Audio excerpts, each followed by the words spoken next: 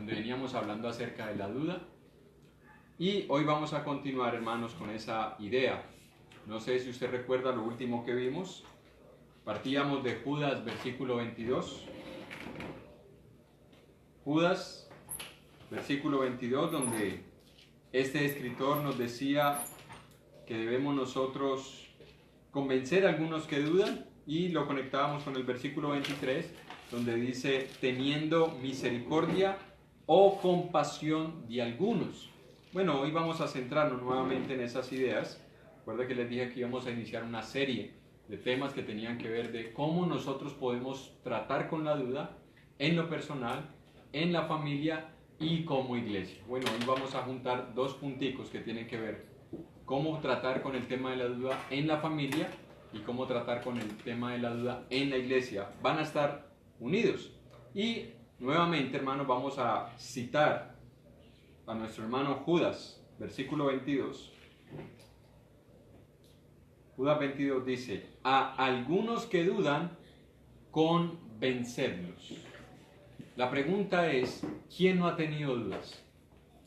¿Alguno de nosotros ha vivido toda su vida sin dudas?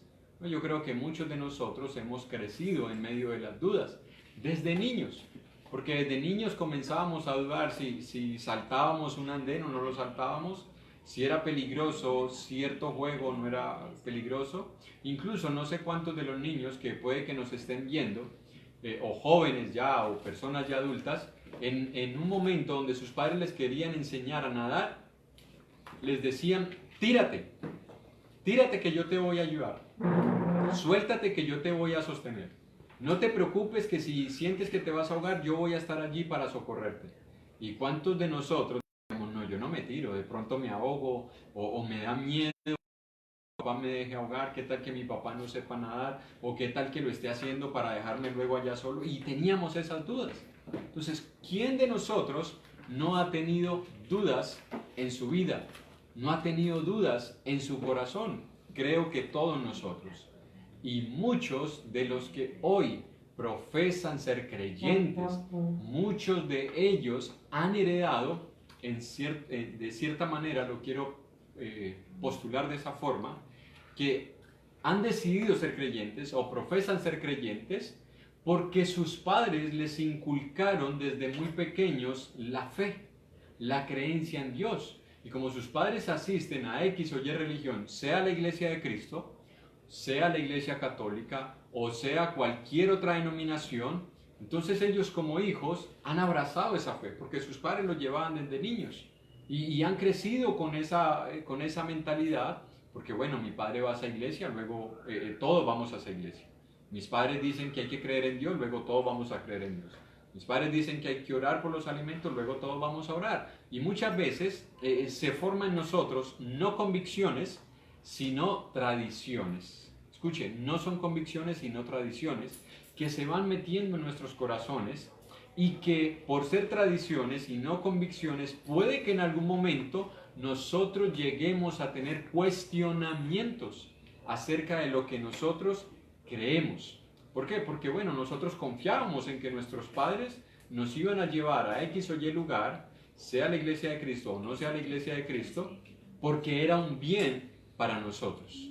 Pero muchos de los que hoy profesan ser creyentes, desde niños, desde jóvenes, luego comienzan a llenarse de interrogantes, de dudas, de cuestionamientos que se formulan en sus corazones y que muchas veces no lo manifiestan. Se quedan allí y a medida que van creciendo y a medida que van ampliando su vida social, sus relaciones sociales, ya sea con amigos, conocidos o familiares, o ya sea en el colegio, donde comienzan a ampliar su círculo familiar, especialmente los grados de 10º, los grados de 11, donde tienen que salir, a hacer trabajos, a pagar labor social, donde tienen que investigar, donde el estudio es un poco más exigente, o cuando pasan a las universidades, donde ya comienzan a recibir información, aunque desde el colegio se escucha materias como la religión, que muchos profesores son profesores de religión, pero no creen en Dios, y eso es entendible porque la palabra religión no siempre hay que relacionarla con Dios. La palabra religión es atado a un principio. Eso es lo que significa religión. Y hay profesores que son religiosos, es decir, creen en Buda, creen en Mahoma, creen en el Dalai Lama, creen en Lao Tse, creen en el materialismo, en el marxismo, comunismo y todos los ismos que nos podamos imaginar. Así que comienzan a recibir esa nueva información de lo que es religión, o comienzan a recibir información de filosofía, donde la filosofía comienza a enseñárseles con más profundidad, con más vehemencia, y entonces vienen los cuestionamientos de ellos acerca de eso, ¿ya? O las nuevas tendencias, las nuevas ciencias que hoy en día se están implementando aún desde los colegios, donde ya nosotros los padres no tenemos control de lo que nuestros hijos están recibiendo. O simplemente vía redes sociales, porque nuestros hijos son curiosos y ellos quieren investigar, quieren saber, quieren comprobar por ellos mismos. Así que comienzan a introducirse en esos programas o comienzan a seguir a ciertas personas que les dicen, mire, yo he descubierto esto y yo antes creía esto, pero yo me puse a investigar y ahora lo que creo es esto. Entonces ellos comienzan a escuchar toda esa información que viene del mundo, esa información que comienza a traerle nuevas ideas acerca de Dios. Y mire, usted tiene que ver a Dios, pero no lo vea como que usted tiene que negarse a todo, sino que Dios es como una figura en la cual usted debe creer, porque en algo tenemos que creer. Comienzan las nuevas teorías acerca de la creación. Entonces hay que entender de que es imposible que Dios haya creado todo, porque ¿quién creó a Dios? Y si, bueno, Dios creó todas las cosas, entonces se vuelven creacionistas. ¿Qué son los creacionistas teístas? Es decir, creemos en Dios, pero creemos que Dios sigue creando o se está renovando o está renovando la creación. Y por eso es que nosotros vemos muchas cosas que antes no veíamos, es porque Dios está creando todas las cosas. Es decir, no creen Génesis capítulo 1. Escuchen, no creen Génesis capítulo 1. Aunque dicen creer en Dios, no creen Génesis capítulo 1, porque dicen, no, Dios no hizo todo en 6 días. Dios sigue creando las cosas. Pero se llaman ateos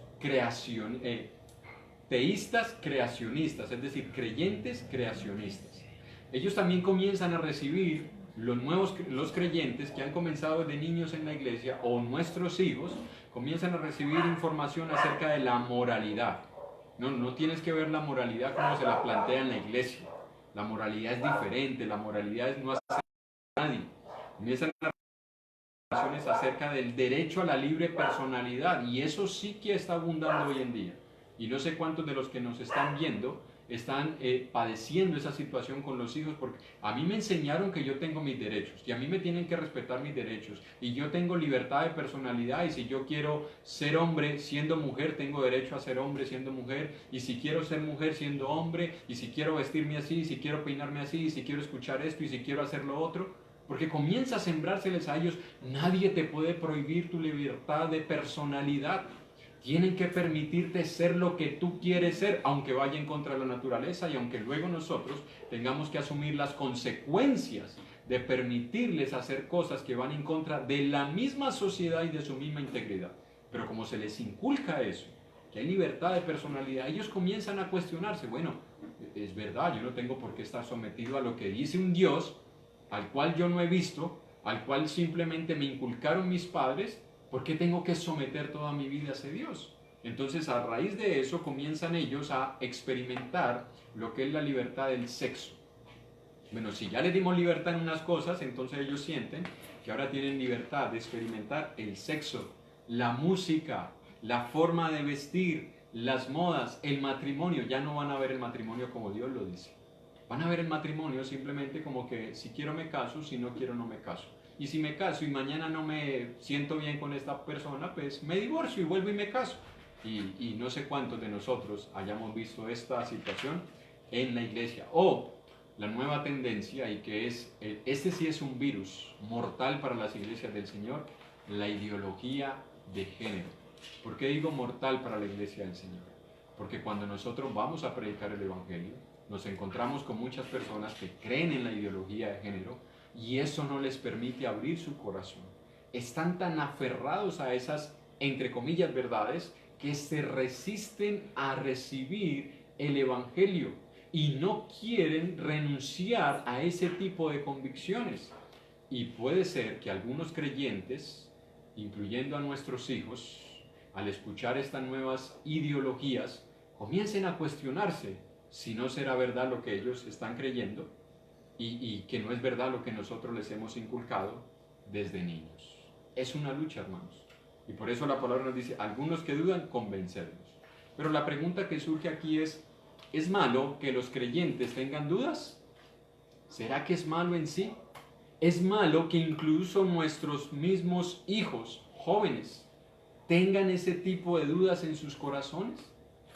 ¿Será que eso es dañino? ¿Será que eso es un pecado, es contradictorio y que no podemos nosotros permitir que nuestros hijos o los creyentes tengan dudas?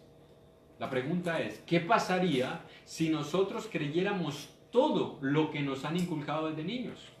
Mire, cuando usted mira la historia, usted se da cuenta que con el pueblo alemán, ¿cómo fueron criados esos hijos? Mire, ellos recibieron educación, eran una de las culturas más, pero más enseñadas, más cultas, más educadas que existían en esos momentos. ¿Y qué hicieron, hermanos, con todo ese tipo de convicciones?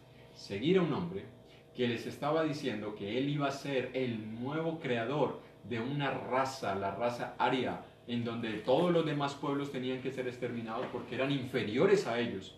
¿Y cuántas personas cultas, de donde han salido científicos, donde han salido astronautas, donde han salido astrónomos, matemáticos, personas que han sido de renombre, se fueron detrás de ese hombre y cometieron un holocausto, matando a casi 5 o 6 millones de judíos, simplemente porque no les cabía en la cabeza que esas personas también tenían derecho a estar vivas? ¿Cuántos niños fueron infectados con esa ideología y crecieron con eso en sus mentes? Que hasta el día de hoy muchas personas en esas regiones, en esos países, todavía conservan eso acá adentro. Que ellos son superiores y todos los demás son inferiores. ¿Qué pasaría si nosotros creyéramos todo lo que nos inculcan desde niños? ¿A dónde nosotros podríamos llegar? Entonces no veamos como que es muy malo tener dudas. Veámoslo, hermanos, desde otra perspectiva, y ahora espero que me entiendan, y si no lo entienden hoy, lo entenderán después, como dijo el Señor Jesús, a medida que vayamos ampliando estos temas. Vamos a ver un ejemplo que nos ilustra lo positivo que sería en un momento determinado llegar a cuestionarnos de lo que nosotros hemos aprendido desde niños. Vamos al libro de los Hechos, capítulo 22. Hechos 22, y tenemos aquí al apóstol Pablo, Hechos 22:3, dice la palabra de Dios: yo, de cierto soy judío, nacido en Tarso de Cilicia, pero criado en esta ciudad, instruido a los pies de Gamaliel, estrictamente conforme a la ley de nuestros padres, celoso de Dios como lo sois todos vosotros. Perseguía yo este camino hasta la muerte, prendiendo y entregando en cárceles a hombres y mujeres, como el sumo sacerdote también me es testigo, y todos los ancianos de quienes también recibí cartas para los hermanos, y fui a Damasco para traer presos a Jerusalén también a los que estuviesen allí, para que fuesen castigados. Escuchen lo que está diciendo el apóstol Pablo en esta declaración. ¿Desde cuándo había sido él instruido en la religión de sus padres? Bueno, la religión judía, ¿no? El pueblo de Dios. ¿Desde cuándo había sido instruido? Desde niño. Había recibido instrucción desde niño. Y esa instrucción, que luego fue reforzada por Gamaliel, uno de los maestros más reconocidos dentro del pueblo judío. Recuerde que había dos escuelas muy famosas, la escuela de Gamaliel y la escuela de Shammai. Y eso ha tenido trascendencia todavía, incluso en la interpretación bíblica en cuanto al tema del matrimonio, que será un tema que algún día se tratará, no de esta forma, sino con la iglesia, porque es mejor cuando se le enseña estos temas a la iglesia y podemos interactuar, y podemos preguntar, y podemos nosotros formular cuestionamientos y argumentar un poco más acerca de estos temas. Pero Gamaliel era un maestro muy famoso y muy reconocido. Pues bien, el apóstol Pablo fue instruido a los pies de este hombre. ¿Y qué pasó con toda la instrucción que él recibió? Bueno, comenzó a crecer y aferrado a ese conocimiento que él había recibido, esa enseñanza religiosa que había partido desde sus padres, porque un judío era enseñado desde su casa, y eso es lo que nos dice la palabra de Dios que debemos hacer todos nosotros en Deuteronomio capítulo 6, y estas cosas que te mando hoy estarán en tu corazón, le dice a los padres, y las enseñarás a tus hijos. Eso es un deber de todos nosotros. Así que no está mal que les enseñemos a nuestros hijos la palabra de Dios desde niños, no está mal. El hecho de que ellos tengan dudas cuando crezcan no quiere decir de que entonces hay que esperar a que tengan dudas para comenzar a enseñarles. No, el mandamiento es claro y debemos creer en las promesas de Dios. Enséñales mi palabra, instrúyelos y corrígelos desde niño. Entonces un judío era enseñado desde niño y Pablo recibió toda esa instrucción y aferrado a esa instrucción, cuando creció, él comenzó a perseguir a la iglesia del Señor. Y estaba convencido que tenía que destruir a todos los que no pensaran ni creyeran como él. Escuche, él no se puso a cuestionar lo que había aprendido. Él no se puso, bueno, ¿y será que está bien que yo haga esto? No, no. Él recibió esa instrucción y basado en esa instrucción salió a hacer lo que él consideraba era la voluntad de Dios, sin cuestionarla. ¿Quién de nosotros no quisiera tener un hijo como estos? ¿Quién de nosotros no quisiera, como padre, tener un hijo que no cuestione lo que nosotros le ordenamos, lo que nosotros le mandamos? ¿Sí o no? ¿Nos gustaría o no? ¿Sí nos gustaría tener hijos así? Que no cuestionen lo que nosotros les decimos. Qué bueno sería, ¿sí o no? Pero la realidad es otra. Porque tenemos hijos que a medida que va pasando el tiempo, bueno, ahorita ya desde chiquiticos, ya cuestionan todo lo que tú les mandas. Y si se lo permitimos desde chiquitos, ¿qué esperanza tenemos con una juventud a la cual se le ha dado a entender que ellos son los dueños del mundo y que todo el mundo tiene que rendirse a sus pies y que todo el mundo tiene que respetar lo que ellos quieren hacer, aunque vaya en contra de ellos mismos y no se estén dando cuenta ahora? Te pongo esta ilustración. Imagínate que a un niño le estás enseñando a sumar allí en tu casa y le dices 2 más 2 es, ¿cuánto es? 4. Y el niño dice, no, es 5. No, hijo, 2 más 2 es 4. No, es 5. Tú, escúchame, tú, ¿le permitirías a tu hijo que se quedara con esa idea en la cabeza? Tú le dirías, bueno, hijo, si para ti 2 más 2 es 5, hay que respetarte. Yo no voy a ir en contra de lo que tú piensas porque de pronto te causa un trauma. ¿Le dejarías que él creciera creyendo que 2 más 2 es 5? Yo estoy seguro que no. Si nosotros, hermanos, tenemos esa mentalidad y esa inteligencia para saber de que no podemos permitir que ellos crezcan con una idea errada en sus mentes, ¿por qué nosotros pensamos que podemos permitirles que crezcan con ideas que son más dañinas para su moral, más dañinas para su vida y que serán destructivas para la sociedad? Escuchen, nosotros no solamente podemos pensar en nuestros hijos, como los niños que están en casa. Debemos pensar en una sociedad que luego va a estar conformada por esos hijos que nosotros criamos o malcriamos en casa. Así que, aunque es bueno que ellos tengan dudas, nosotros debemos ayudarles a ellos a entender que hay cosas en las cuales ellos deben tener raíces, convicciones firmes para que no se desvíen. Pero el apóstol Pablo no tenía ese tipo de situaciones. Él no cuestionó lo que él comenzó a hacer o lo que él estaba viendo que estaban haciendo los judíos.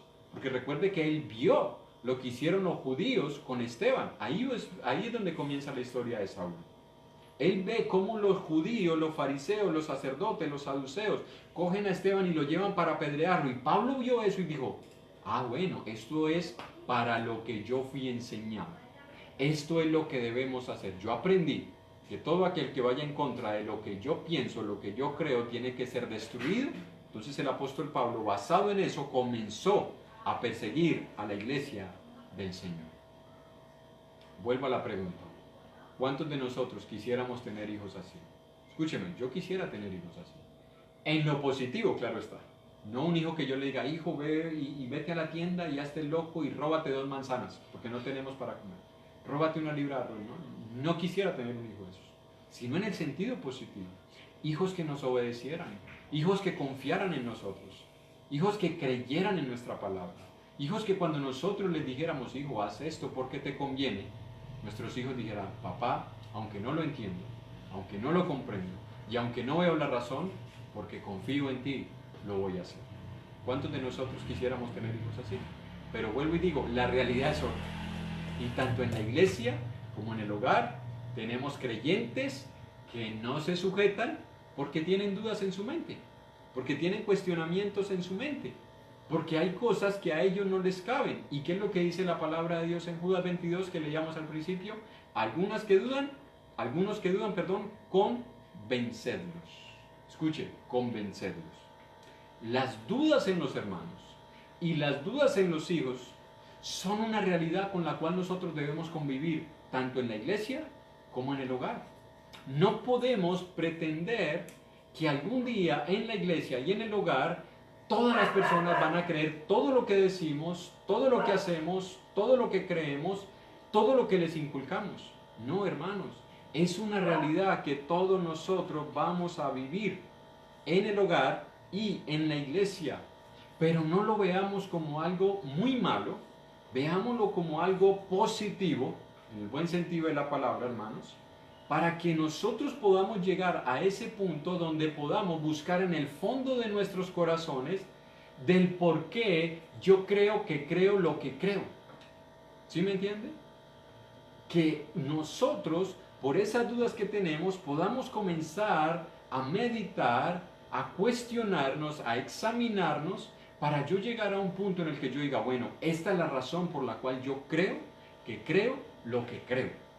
Estoy convencido, no solamente por lo que escuché, no solamente por lo que oí, sino porque me he convencido yo mismo. Así que no veamos las dudas, hermanos, en cierto punto como algo que es destructivo. Pero, escúchenme, si una persona, después de recibir el conocimiento de la verdad, aún con toda esa información, con todo ese cúmulo de argumentos que proceden de la palabra de Dios, aún un hijo, cuando sus padres le han enseñado, le han inculcado, y aún los mismos hechos le han demostrado a su hijo que lo que sus padres le dicen es cierto, y que por eso debe aprender a escucharlos y a creer en ellos, aún si ese hijo continúa dudando, escúcheme, esa fe que ese creyente o ese hijo dice tener hoy, cuando llegue el momento de la prueba, esa fe será ahogada. ¿Cómo lo sabemos, hermanos? Vamos a Lucas capítulo 8. Lucas capítulo 8. Aquí tenemos una historia muy conocida por todos nosotros, del versículo 1, que es la parábola del sembrador. Pero no vamos a leerla desde ahí, sino que vamos a leer solamente unos versículos para que entendamos. Versículo 11. Esta es pues la parábola. La semilla es la palabra de Dios, y los de junto al camino son los que oyen, y luego viene el diablo y quita de su corazón la palabra para que no crean y se salven.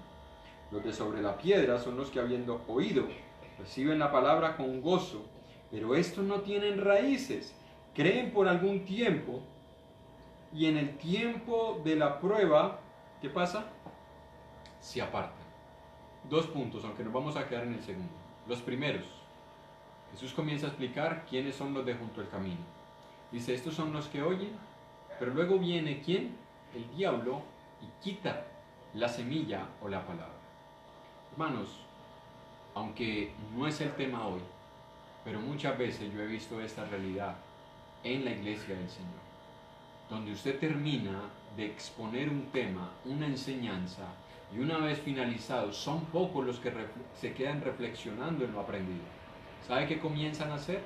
Comienzan conversaciones jocosas, chistosas, risorias, se desconectan absolutamente de todo lo que tiene que ver con lo que acabamos de escuchar.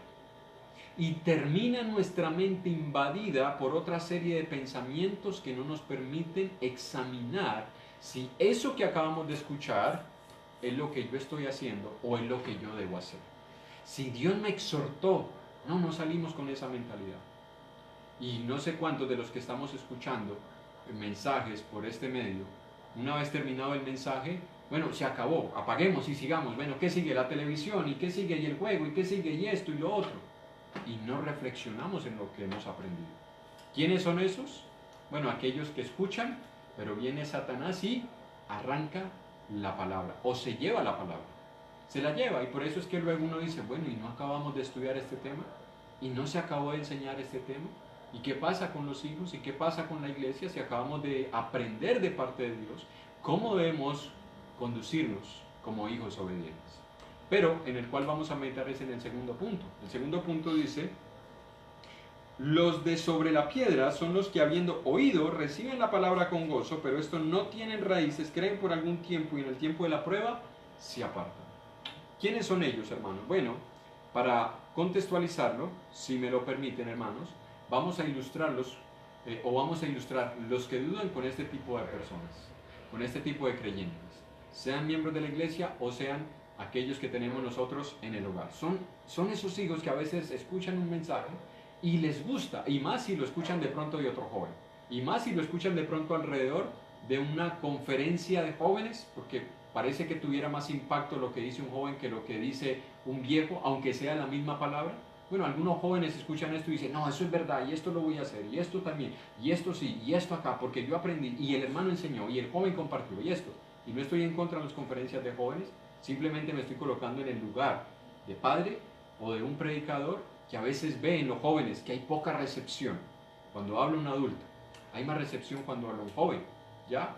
Aunque sea la misma palabra, y aunque el predicador adulto o aunque tu padre te lo pueda enseñar no solamente con palabras, sino con hechos, con testimonio, algo que a veces algunos jóvenes no tienen la capacidad de hacer, porque no dan los frutos o porque no tienen la experiencia de haber pasado por eso que ellos están enseñando. Pero a veces los jóvenes o los miembros de la iglesia escuchan una meditación, la reciben con gozo, pero cuando llegan las pruebas y comienzan ellos esos cuestionamientos, si ellos no tienen la fe que produce el Espíritu Santo, se apartan. Y escuche cuando digo la palabra prueba, porque muchas veces nosotros lo relacionamos simplemente con necesidades, enfermedades, escasez o problemas con la pareja, o problemas de rebeldía, o problemas de vicios, o un accidente. Y decimos, estoy pasando por una prueba y por eso dejé de creer porque mis raíces no eran profundas. No. Muchos creyentes, muchos jóvenes van a ser probados cuando ellos comienzan a escuchar nuevas enseñanzas, nuevas teorías, que muchas de ellas van en contra de la palabra de Dios. Ahí es donde se pone a prueba sus convicciones. Y por eso decía, después de que un joven en el hogar o después de que un miembro en la iglesia ha escuchado respuestas a sus inquietudes, se le ha mostrado con la palabra de Dios, esa persona sigue dudando, sigue cuestionando. Esa persona, cuando experimente la prueba, no solamente de las dificultades, sino cuando sus convicciones sean puestas a pruebas, se va a apartar. Y es por eso que alguien dice, bueno, ¿y por qué a Julanito, si creció en un hogar cristiano, después de un tiempo se apartó? Jesús lo dijo en estas palabras que a veces no nos gusta citar, pero que también son palabra de Dios. No es de todos la fe. Y no hay garantía de que nuestros hijos al final terminen siendo creyentes. No hay garantía. Una prueba indubitable de esta realidad es que Satanás fue un ángel creado por Dios. ¿Y quién es ahora? Así que no se nos haga extraño si algún día nuestros hijos terminan siendo lo mismo que ha sido Satanás. Alguien que se va en contra de todo lo que Dios enseña. Y no nos debe sorprender. A veces padres dicen, no, ¿y cómo es posible? Es posible. Eso es posible. Y usted debe preparar su corazón, hermano. Debe preparar su corazón, padre. Debe preparar su corazón, madre. Y usted, predicador que nos está viendo, maestro de la palabra, debe preparar su corazón. No se le haga extraño cuando un miembro de la iglesia, invadido por las dudas, se aparta de la iglesia y apostata de la fe. Usted no debe alarmarse por eso, porque eso es un hecho real con el cual nosotros debemos aprender a convivir y aprender a manejar. Así que las dudas tienen algo bueno, pero también tienen su lado negativo. Y cuando alguien no lucha eficazmente contra ellas y no son ayudados por los predicadores, por los maestros de la palabra, por los que sirven en las iglesias o no son ayudados por nosotros los padres en el hogar acerca de sus cuestionamientos, ellos van a terminar apostatando y van a terminar apartándose. Ellos son responsables, pero nosotros también tenemos una cuota de responsabilidad en el apartamiento de ellos. Así que debemos estar conscientes de esta realidad. ¿Cómo luchar entonces contra esto, hermanos? Porque es que uno termina viendo que muchos de los que dudan, escuche lo que terminan haciendo, y vamos a verlo más bien en Romanos capítulo 1, porque aquí tenemos nosotros la realidad de muchos que profesan hoy ser creyentes, y que muchos de nosotros hemos visto en muchos de los que antes profesaban ser creyentes, y aún ahora uno ve en ellos este tipo de conducta. En Romanos capítulo 1, versículo 20 al 32. Romanos 1, 20 al 32 dice la palabra de Dios. Porque las cosas invisibles de Él, su eterno poder y deidad, se hacen claramente visibles desde la creación del mundo, siendo entendidas por medio de las cosas hechas, de modo que no tienen excusa. Pues habiendo conocido a Dios, y grábese esa palabrita, porque esta es la premisa de donde arranca toda esta parte. Habiendo conocido a Dios, no le glorificaron como a Dios ni le dieron gracias, sino que se envanecieron en sus razonamientos y su necio corazón fue entenebrecido.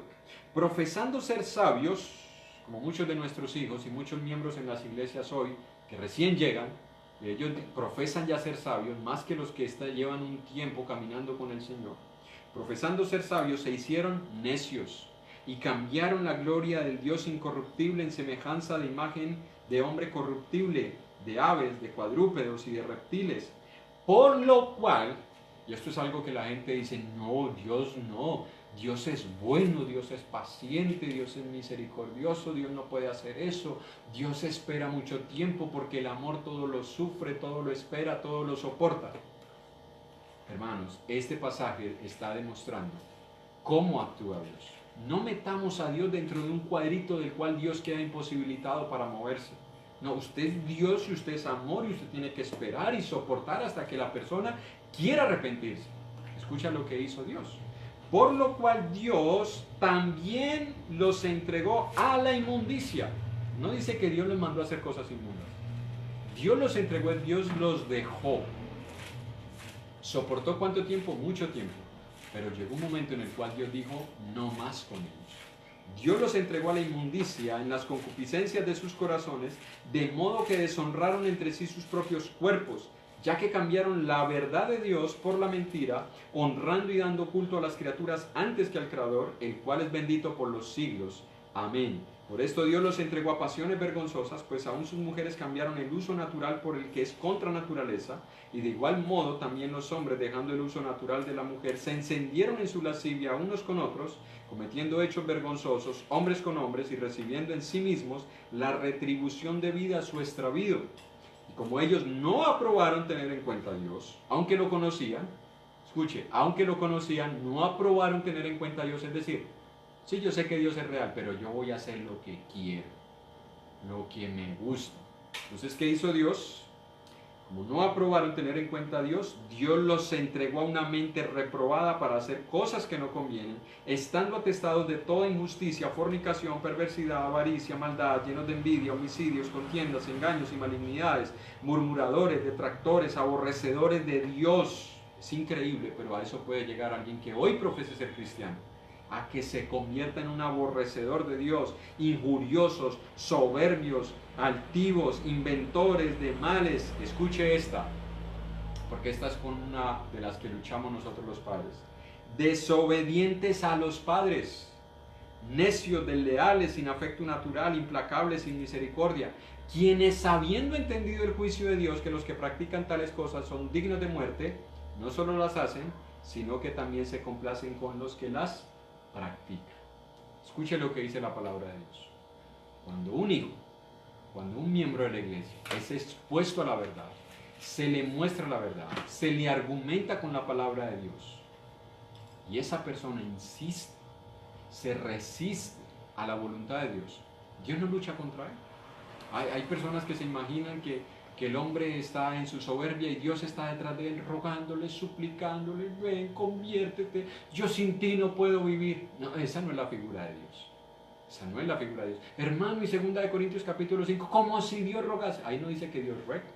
Ahí lo que dice es Pablo. Se presenta a él como un misionero y él dice, es lo que nosotros estamos haciendo es como si Dios rogase. Es la misma frase que se utiliza en otras ocasiones cuando dice que el Espíritu Santo descendió como en forma de paloma. Escuche, si yo aplico la frase de Pablo como si Dios rogase, que es que Dios está rogando, entonces sí es verdad que el Espíritu Santo es una paloma. Porque es la misma construcción gramatical. No es así, hermanos. Aquí estamos viendo que cuando alguien se resiste a creer y sigue en sus dudas, aunque se le han presentado argumentos que le ayudan a esa persona a entender que lo que se le ha enseñado es verdad, Dios lo entrega. Y no solamente dice, bueno, ya, te entregué y te fuiste para otra religión. No, lo entrega a una mente reprobada. Y son aquellos que después terminan siendo una vergüenza para el Evangelio, vergüenza para muchos padres, vergüenza para muchos predicadores que están batallando en la iglesia, que están batallando en sus hogares, pero que ven cómo sus hijos terminan apostatando de la fe. Hermanos, no hay tal como una fe heredada. Nosotros no podemos heredarle la fe a nuestros hijos. Sí podemos contribuir para que ellos crean y debemos convencerlos, pero escuche, a la luz de qué los vamos a convencer, a la luz de la palabra. Termino con este pasaje, hermanos. Salmo 119, 129. Salmo 119, 129.